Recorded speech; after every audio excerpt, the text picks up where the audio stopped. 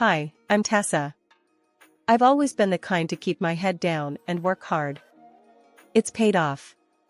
I landed a job at a major trading company right out of college and clawed my way up from there.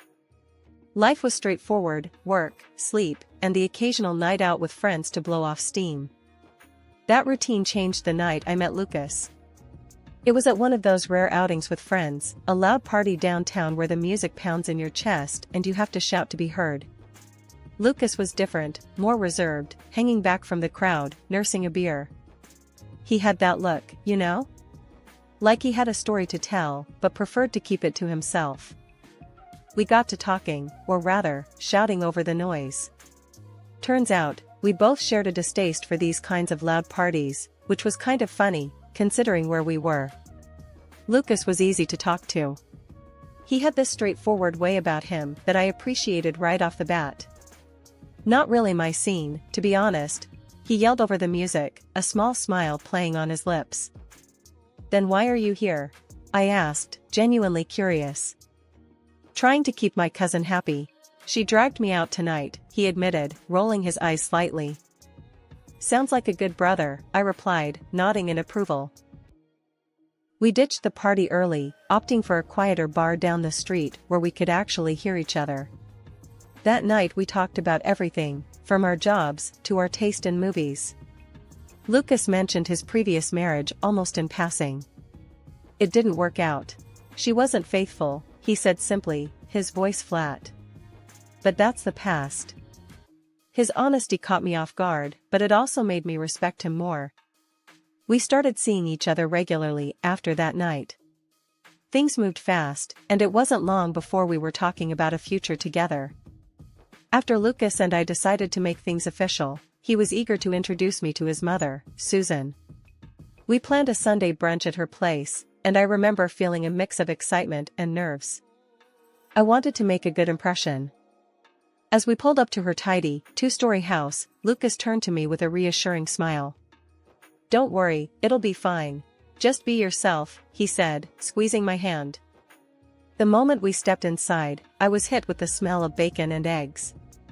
The house was spotless, every item in its rightful place, which told me she probably spent the better part of the morning cleaning and preparing for this. Lucas, my boy. Susan's voice rang out from the kitchen, followed by her appearance in the doorway. She wiped her hands on her apron as she approached us. Her gaze landed on me, and it felt like she was trying to x-ray my soul. And you must be Tessa. Heard a lot about you. Nice to finally meet you, Mrs. Thompson, I said, extending my hand. She shook it, her grip surprisingly firm. Call me Susan. Mrs. Thompson was my mother-in-law, and I couldn't stand her. Her blunt statement threw me off, but I laughed it off. All right, Susan it is. We sat down at the dining table, which was meticulously set with fine china and crystal glasses, an indication of how important this meeting was to her. Susan served us, then took the seat across from me, her eyes never straying far. So, Tessa, she started, cutting straight to the chase.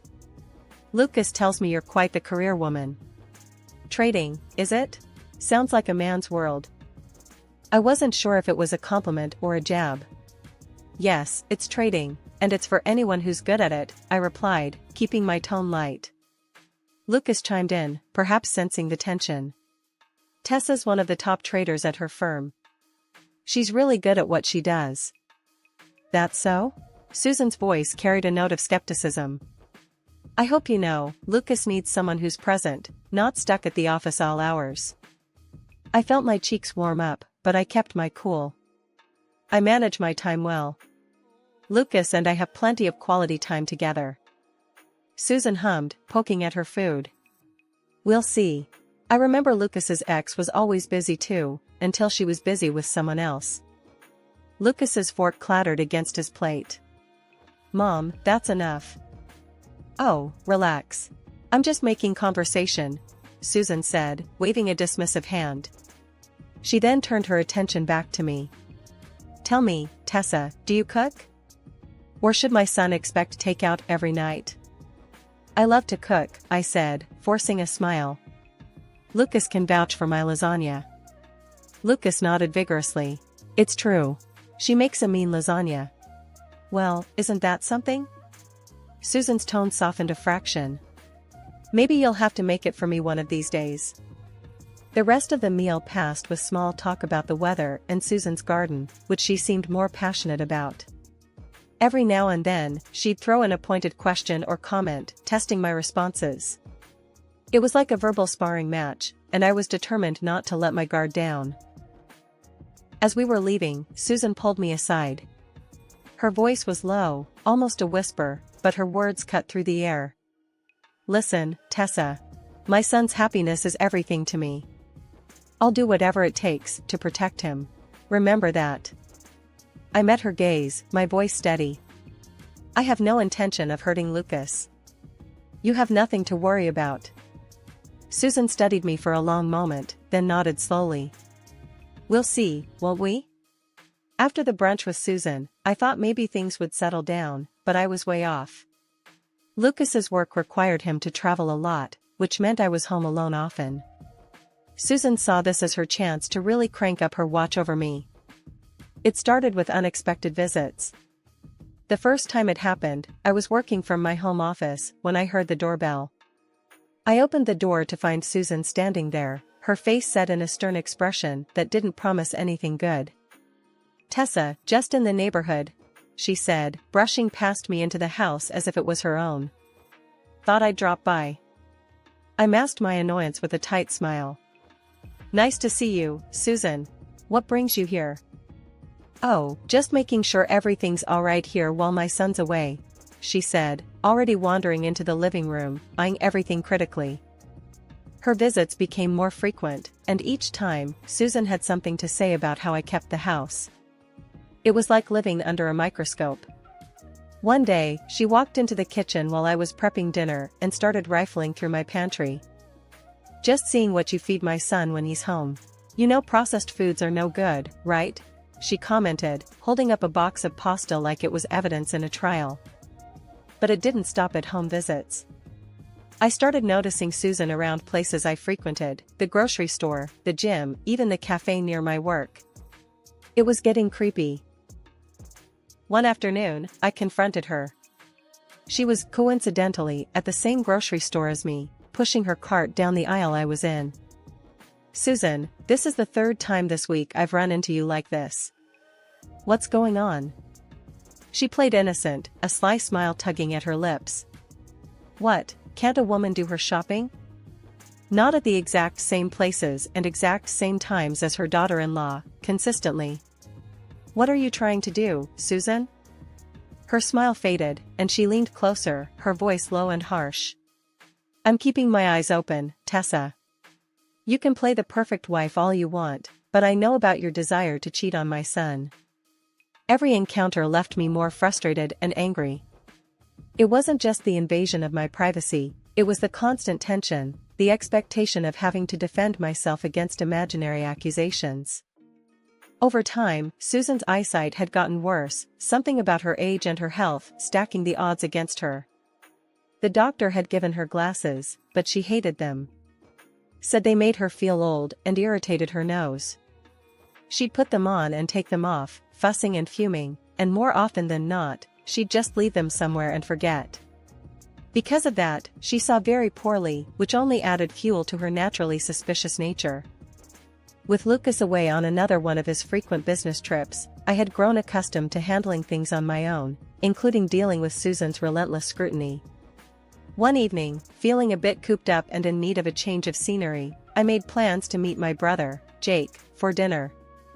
It was a casual meet-up, nothing fancy, just a chance to catch up with family and unwind.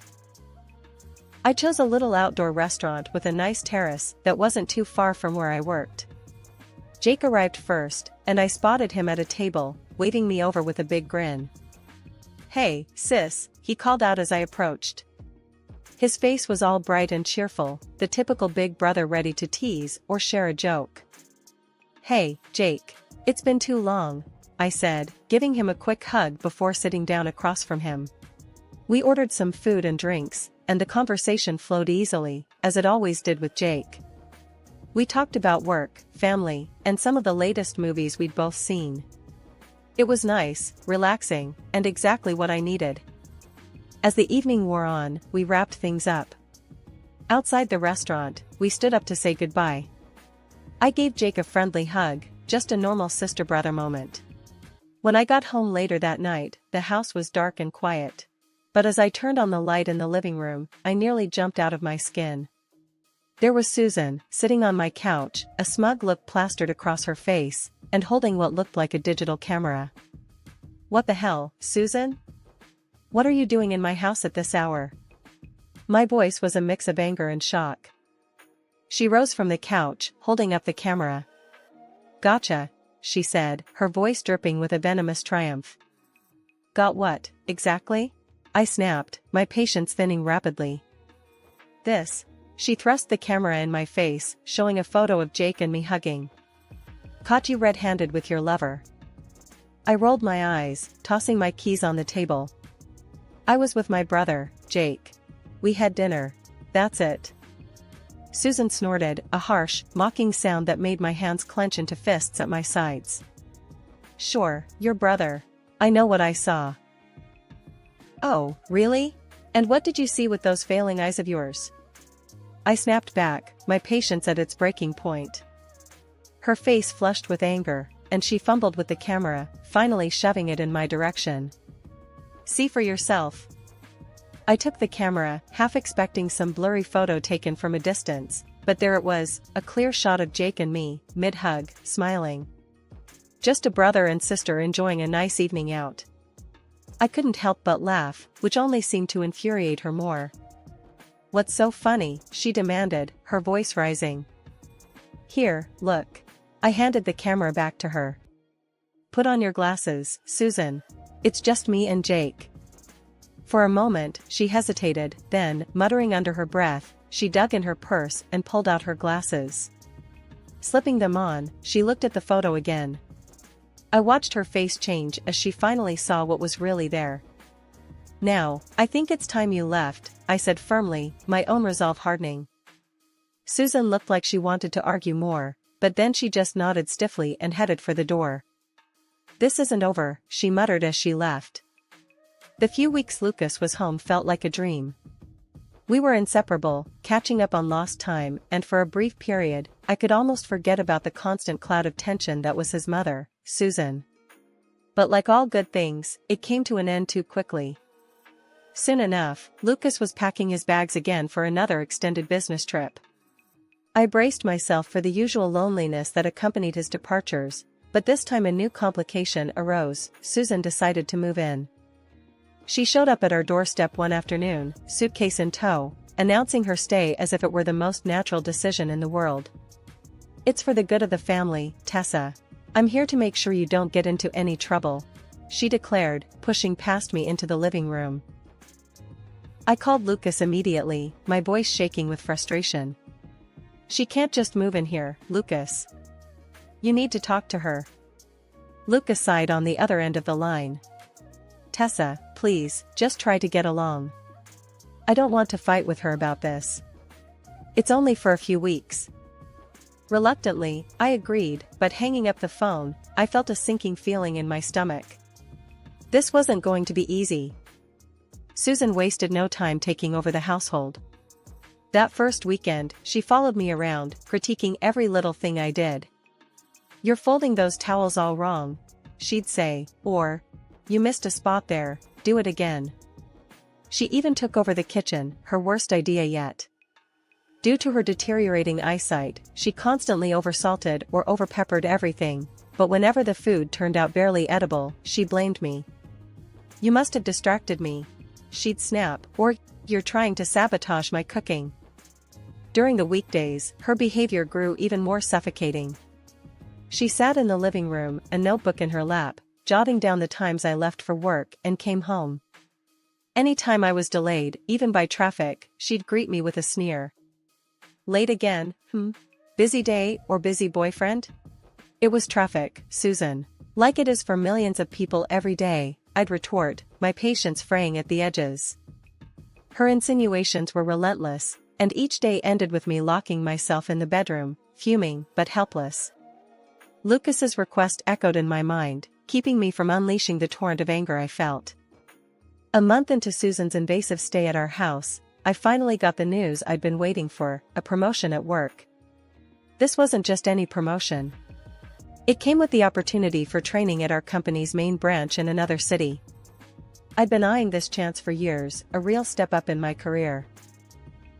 When I told Lucas over the phone, his excitement for me was palpable, even through the distance. "That's incredible, babe. I'm so proud of you," he enthused. "Don't worry about the time apart. It'll fly by, and we'll be back together before you know it." Despite the distance and the issues with his mother, his support was unwavering. It bolstered my spirits, filled me with warmth and determination. But then there was Susan. I broke the news to her one evening, trying to keep the conversation light and straightforward. "Susan, I've been promoted. I'll need to go to another city for a while to train," I explained, hoping to sound as nonchalant as possible. Her reaction was as expected, sour and accusatory. "So, you're running off to another city now? What's really there, Tessa? A lover?" she spat, her words dripping with venom. I sighed, frustration bubbling inside. "It's for training, Susan. There's no lover." "Why is that so hard for you to believe?" She snorted, her expression twisted in disbelief. "Sure, training. Just convenient timing, isn't it? As soon as Lucas is gone, you find a reason to leave too." I shook my head, unable to hide my irritation. "Believe what you want, Susan. I'm going, and that's final." With Lucas's blessing ringing in my ears, I packed my bags that night, eager to escape the oppressive atmosphere of my own home.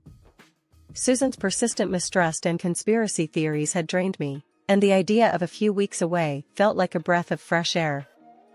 Once I settled into my temporary apartment in the new city, the sense of freedom was palpable.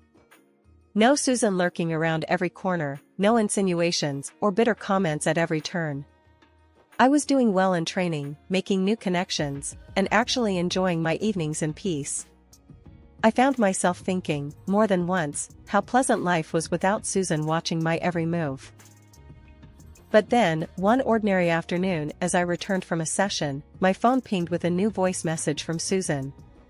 The content of that message turned my newfound peace upside down. "Tessa, I hope you're enjoying your time with your lovers, because you won't have a home to come back to. I've taken care of everything. The house is sold. Stay where you are, for all I care." Her voice, cold and triumphant, sent chills down my spine. I replayed the message, my mind racing. It couldn't be true.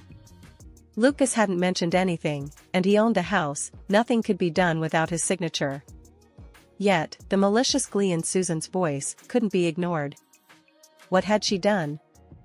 I called Lucas immediately, panic edging my voice, but the call went straight to voicemail. With him still on his business trip and likely in meetings or on a flight, I felt helpless, stuck in another city. The seeds of doubt Susan had planted now sprouting relentless anxiety.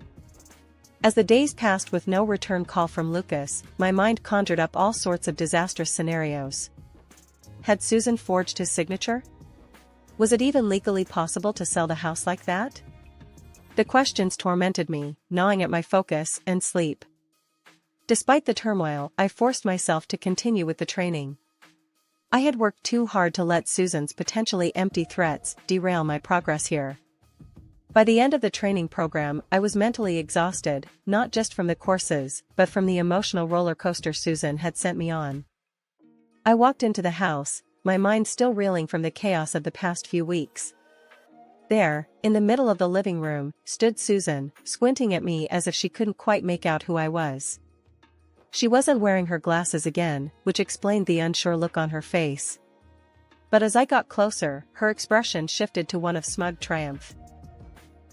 "Welcome back, Tessa," she said, her voice dripping with a venomous cheerfulness. "I have some news for you." I dropped my bag by the door, bracing myself. "What now, Susan?" She thrust a stack of papers at me. "Here, read this. It's all settled. The house has been sold. You don't belong here anymore, or in this family for that matter." Her words were cold, calculated. Her claim was so outrageous that for a moment, I was too shocked to speak. "What are you talking about? Lucas would never agree to sell our house without discussing it with me first." "Oh, but he did. And he's tired, Tessa. Tired of your endless affairs," she added, a harsh edge to her voice. I snatched the papers from her hands, my heart pounding as I flipped through them. My eyes scanned the document quickly at first, then more carefully as something caught my attention. A laugh escaped my lips, not from amusement but from sheer disbelief.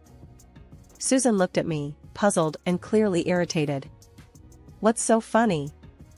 "Here," I said, pushing the papers back into her hands. "Put on your glasses and read it aloud. Read what you've signed." Reluctantly, she fumbled for her glasses, put them on, and started reading. "This agreement, made and entered into this day by and between." Her voice faltered as she continued, the realization dawning slowly. "This isn't a sale contract. It's a loan agreement for consulting services?" "Yes, Susan. That's right. You didn't sell the house. You signed up for a high-interest loan from some scam artists who took advantage of you." Susan's face went pale, her hands trembling as she held the document. "But I thought I was selling the house. There was an ad in the paper, and the man was so convincing. He said it could all be done without bothering Lucas with the details, that it was better this way." "You thought you'd sell my house out from under me? Without even a real check on what you were signing?" I was incredulous, anger and disbelief warring within me.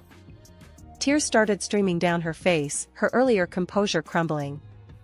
"I just wanted to protect my son from you and your infidelities. I didn't mean for this to happen." I forgot my glasses, and everything seemed so legitimate. I stared at her, the weight of everything she'd put me through bearing down on me. "Susan, you have gone too far this time. You need to leave. Now." With a heavy heart but a clear resolve, I watched as Susan packed a few belongings into her bag, still sobbing, still muttering apologies. As she walked out the door, I felt a mixture of relief and sadness. When Lucas returned from his business trip, I had a lot to tell him. As soon as he put down his bags, I started to unload everything that had happened, from Susan's attempted deception to the fake documents. He listened, his face growing tighter and more serious with every detail I shared. After I finished, he was quiet for a long moment, just staring at the ground. Then, he looked up, his jaw set. "This is unbelievable. It's time we taught Mom a serious lesson. What she planned to do was way out of line," he said, his voice firm and angry. However, the next day, after a tearful confrontation with Susan, where she pleaded ignorance and desperation, Lucas decided we needed legal advice. We consulted a lawyer to understand the full implications of what Susan had done. The lawyer was pretty clear. "From a legal standpoint, your mother-in-law voluntarily took out that loan and signed the contract. She's liable for the repayment," he explained in a no-nonsense tone. Susan's face when she heard that news was something I could never forget. She had thought she could manipulate her way out of the situation, but reality hit hard. She was on the hook for a significant amount of money, and there was no easy way out. She had to find a job, and fast. Within weeks, she started working 2 shifts, just to make ends meet. With Susan now occupied and no longer having time to meddle in our lives, Lucas and I finally found some peace. We decided it was a good time to take a break, to give ourselves a chance to heal and bond again after the chaos. We went to Hawaii for a second honeymoon, and it was blissful. We talked a lot about our future during those long, leisurely walks along the beach. "I think we're ready to think about having a baby, don't you?" Lucas said one evening, the sunset casting warm glows on his face. I smiled, feeling a mix of excitement and nerves. "Yes, I do. Let's enjoy being us for a bit longer, and then let's go for it." "Sounds perfect," he replied, kissing me gently. Now, back from Hawaii, life feels lighter, simpler. We spend our weekends planning the garden, redecorating the house, just enjoying each other's company. Lucas supports me in everything, including my career and our future family plans. We've discussed timelines, how we're going to manage our work-life balance, and how excited we are to be parents. It's a new chapter for us, one that's filled with hope and looking forward.